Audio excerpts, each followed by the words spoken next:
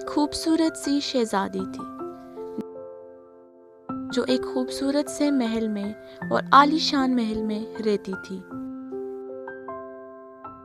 شہزادی کا شوق تھا کہ وہ کھانا بنایا کرے اور کبھی کبھار وہ چھپ کر باورچی خانے میں جا کر کھانا بھی بناتی تھی۔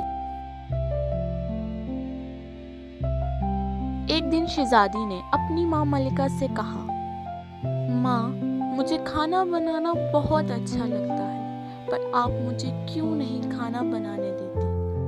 ملکہ نے جواب دیا، بیٹا، شہزادیاں باورچی خانے میں کام نہیں کرتی، بلکہ یہ دوسروں کو حکم دیتی ہیں اور خود آرام کرتی ہیں۔ یہ کہہ کر ملکہ وہاں سے چلی گئی۔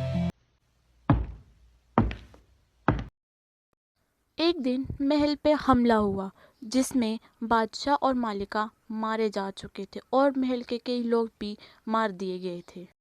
ایک ظالم بادشاہ نے یہ حملہ کیا تھا اور شہزادی نے خود کو محل کے اندر چھپا دیا، اور جب شہزادی کو یہ پتہ لگا کہ اس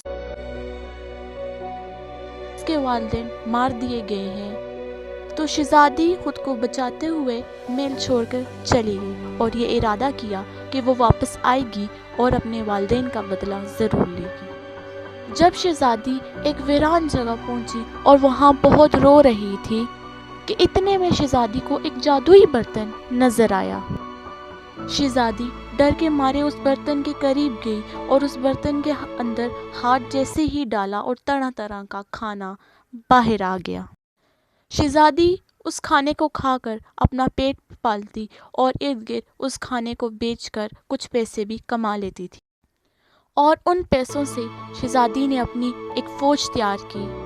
شہزادی اپنا کھانا زیادہ تر دوسرے علاقوں کے شہزادوں کے لیے بھی ان کے محلوں تک پہنچاتی تھی تاکہ اس کو زیادہ پیسہ مل سکے اور ان کی فوج کی بھی مدد حاصل ہو سکے۔ اس طرح شہزادی نے اپنے محل پر حملہ کیا اور اپنی سلطنت واپس لی۔ شہزادی اس برتن کو چھپانے کے لیے ناگ لوگ پہنچ گئی، کیونکہ جادوئی برتن کے چرچے ارد گرد پھیل گئے۔ اس وجہ سے اس برتن کو چھپانے کے لیے شہزادی کو ناگ لوگ آنا پڑا اور وہاں جا کر اس برتن کو چھپا لیا۔